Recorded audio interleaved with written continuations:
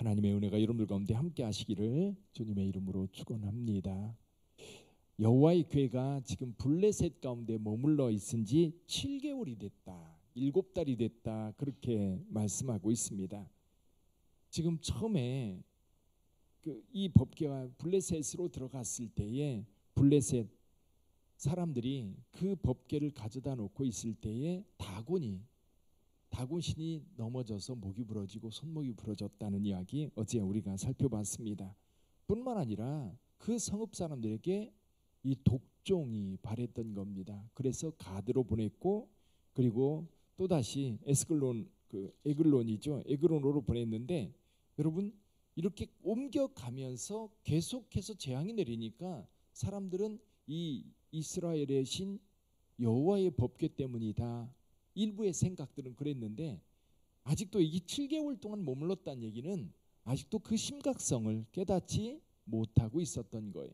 그래서 이 블레셋 방백들이 이야기하고 있는 것처럼 이스라엘 백성들이 애굽에서 나올 때 바로가 마음이 완악해서 그들이 큰 재앙으로 고통을 당했다는 것을 여기에서 상기합니다.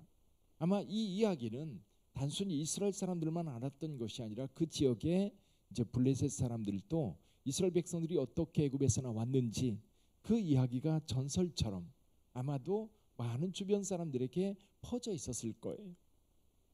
그러면서 지금 상황은 이 법궤를 여전히 블레셋 사람들의 땅에 둠으로 인하여 재앙이 계속되고 있음에도 불구하고 그들이 아직도 그 궤를 돌려보내지 않고 있는 거예요.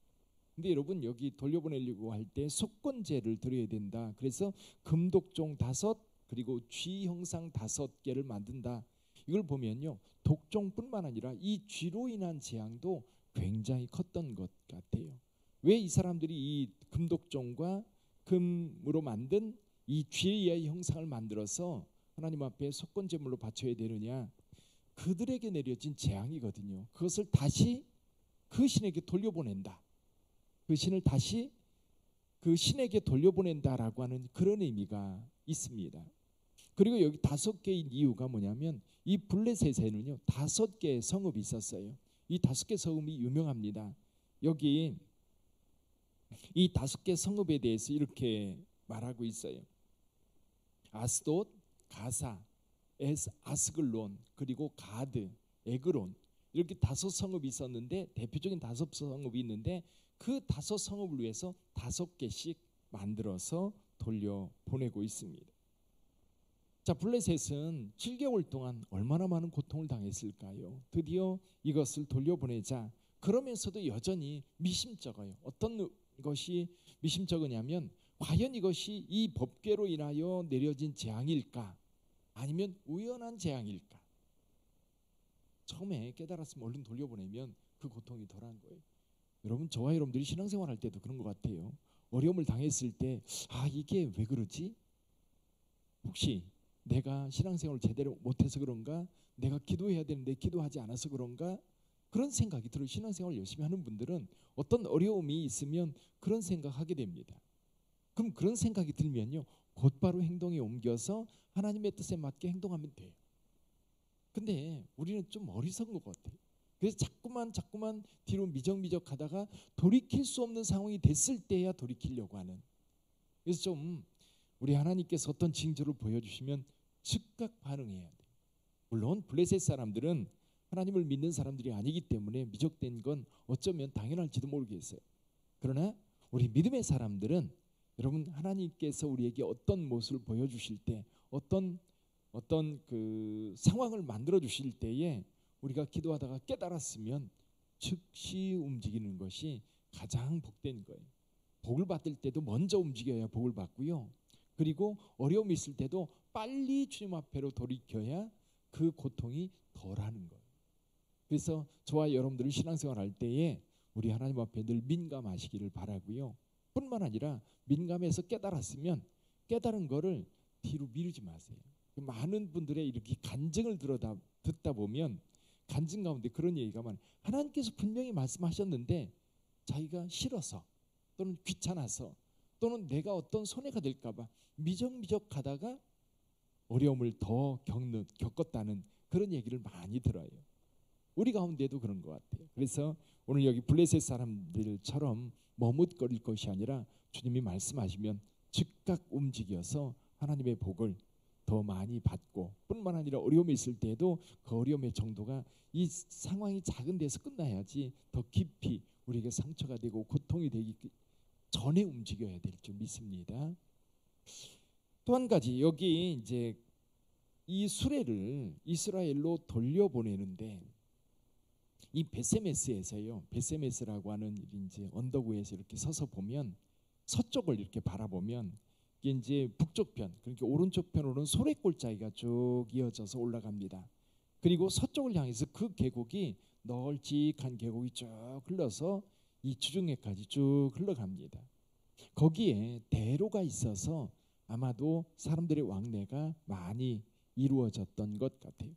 그리고 이 지역은 삼손이라고 하는 사람이 사사로서 이스라엘 백성들을 위해서 싸웠던 지역이 바로 이 베세메스와 소래골짜기 그곳입니다.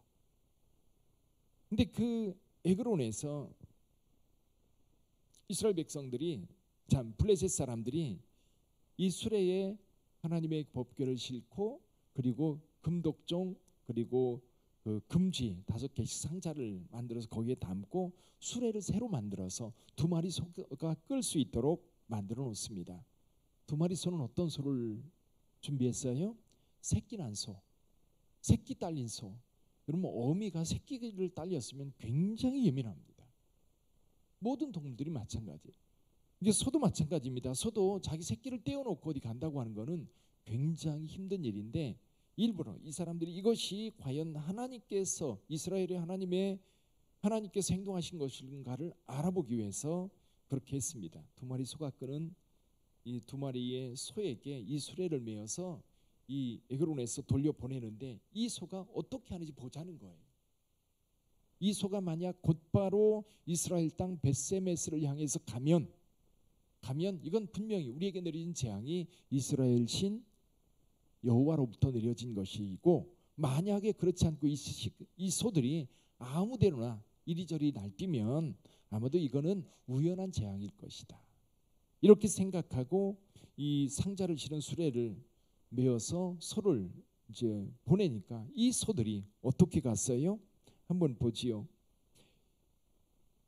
12절 한번 읽어봅니다. 12절 같이 읽어봅니다.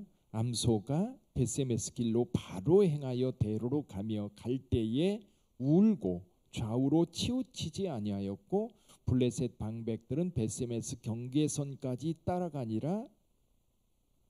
이렇게 소가요 대로를 따라서 곧바로 어디로 가요? 벳세메스라고 하는 그 성읍을 향해서 갑니다. 근데 이 소들이 지금 송아지 때문에 울고 있어요. 울면서도 좌우로 치우치지 않고 이리저리 날뛰는 것이 아니라 2마리를 맺기 때문에요. 2마리는 서로 마음이 한 마음이 돼야만 갑니다. 그래서 이 소 2마리 중에 한 마리라도 여러분 게으름을 피거나 움직이지 않으려고 하거나 딴 길로 가려고 하면 이 수레는 제대로 갈 수 없어요. 뿐만 아니라 보통 소들은 사람이 몰아서 그 방향을 잡아서 가게 해야만 소들이 갑니다. 어렸을 때 보면 오랫동안 수레를 끌는 소 있어요. 그런 소들은요, 이 수레에 이 주인이 타고 앉아서 자도 그 길 따라 갑니다. 오래 익숙해져 있기 때문에요. 또 당연히 그 길로 가는 것처럼 가요. 근데 여기 이 소들은 전혀 수레를 메어보지도 않았고 가본 길도 아니에요. 그럼에도 불구하고 하나님께서 그 소들을 이끌어서 어디까지요? 벳세메스. 이 벳세메스 사람 여호수아라고 하는 사람의 큰 돌 위에 돌이 있는 곳에 도착을 했다. 그렇게 말씀을 하고 있습니다. 여러분, 벳세메스를 향하여 가는 소는 우리에게 어떤 것을 상징해 주느냐면요, 사명을 맡은 자, 하나님의 부름을 받은 자, 하나님의 일을 이루는 자, 그 일을 위해서 가는 거예요. 갈 때 우리에게 많은 걸림이 있어요. 이 소에게 이 송아지, 이거는 끊을 수 없는 관계거든요. 그럼에도 불구하고 하나님의 부름이 있으면 그 부름을 따라 곧바로 가야 되고, 눈물을 흘리면서 마음에 고통이 있고 아픔이 있지만 우리 주님께서 부르신 그 부름을 향해서 가는 거예요. 갈 때는요, 좌우로 치우치지 말고 가야 돼요. 여기에 마음 뺏기고 저기에 마음 뺏기면 결국 주의 일은 이루어지지 않는 것 같아요. 주님의 몸된 교회 건축을 시작하면서 제가 하나님 앞에 받은 것이 그거예요. 이제 좌우 들어볼 필요가 없어요. 돈 걱정할 필요 없어요. 이제 우리가 기도하면서 곧바로 그 길 가면 되는 거예요. 이제 어떻게 할까? 그런 고민 이제는 전까지죠. 시작하기 전까지 그런 고민하는 거지. 일단 딱 시작했으면 여러분 이룰 때까지 오직 그 길 가는 거예요. 우리가 주님의 부름을 받아서 내가 그 길 가기로 결단하고 또 주님의 부름에 순종하기로 했으면 그때부터는 다른 생각할 필요가 없는 거예요. 또 많은 고통이 있고 어려움이 있어도 가는 거예요. 이게 사명을 받은 자의 태도인데 이 소가 그 사명받은 자의 모습을 이렇게 굉장히 뭐라 그럴까요? 적절하게 우리에게 보여주고 있어요. 그래서 저와 여러분들도요, 신앙생활하면서 하나님의 부름이 있으면 기도하는 거라든지 봉사하는 거라든지 헌신하는 거라든지 어떤 부분적으로도 그렇고 일생 전체이기도 해요. 이 소 같은 경우는 결국 그렇게 하나님 앞에 가서 하나님 앞에 번제물로 드려지는 그런 모습으로 여기 그려지고 있습니다.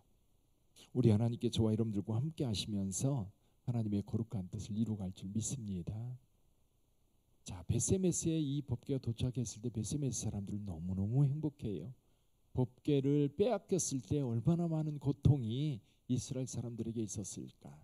근데 이제 돌아온다고 하니까 돌아오는 모습을 보니까 너무너무 기뻐서 좀 오버했어요. 제사를 드리고 이 법궤 뚜껑을 열어봤다가 여기 몇 명이 죽었어요?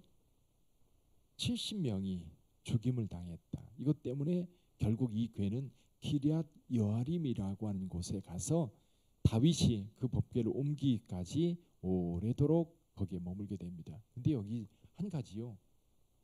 여러분 이 법궤 보통 이스라엘 사람들이 실로에 있던 법궤를 블레셋에 빼앗겼기 때문에 아마 돌아왔다면 여기 이 사람들도 이 법궤를 어디로 보내는 게 맞아요?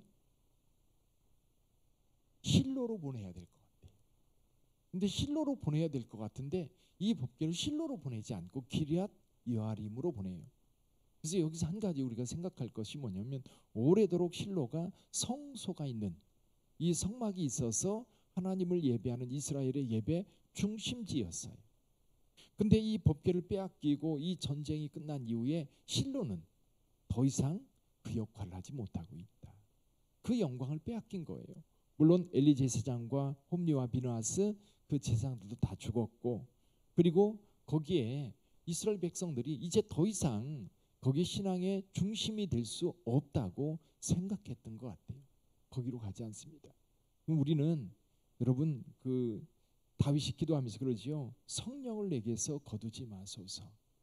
하나님의 영이 떠나면 여러분 교회도 심령도 사람도 마찬가지예요. 아무것도 아닌 거예요. 그러니까 우리에게 성령이 떠나지 말아야 되고 우리 빛된 교회 성령이 언제나 충만해야 되는 거예요. 그래서 이 교회가 주님 오시는 그날까지 주님의 일을 계속 이루어갈 뿐만 아니라 하나님의 역사를 만들어가는 실로를 생각해 보면서 우리가 더 긴장하고 더 하나님의 뜻에 맞게 이 시대에 하나님의 나라를 위하여 온전히 헌신하는 교회, 온전히 하나님의 뜻에 합한 교회로 계속 가야 되겠다는 거예요. 그를 위해서 여러분 함께 기도해 주시기를 주님의 이름으로 축원합니다. 기도하겠습니다.